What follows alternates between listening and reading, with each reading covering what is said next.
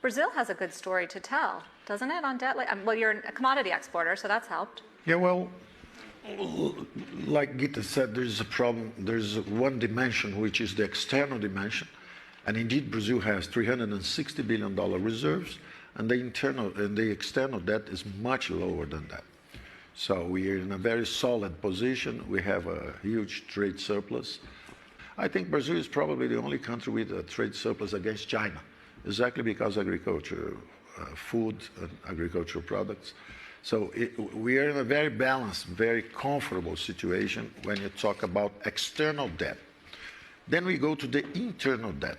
What happened? When the disease came, when COVID came, our debt GDP ratio was 76.5. And then everybody, even the IMF, forecasted a collapse in the Brazilian economy.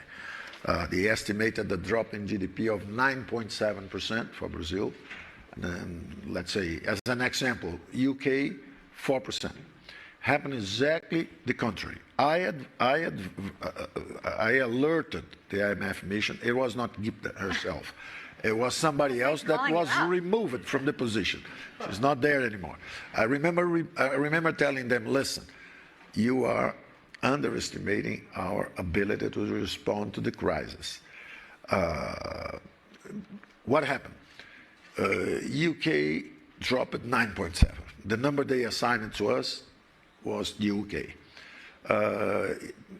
Italy more than 9%, France more than 7%, Germany 5.6%, Japan 4.5%, and Brazil 3.9%. So Brazil dropped less, recovered faster, and at the end, the initial forecast is that our debt GDP ratio would go to 100%, from 76.5 to 100%. Well, last month, we just closed the number, 78.5%. So we did better than all other countries on the fiscal front.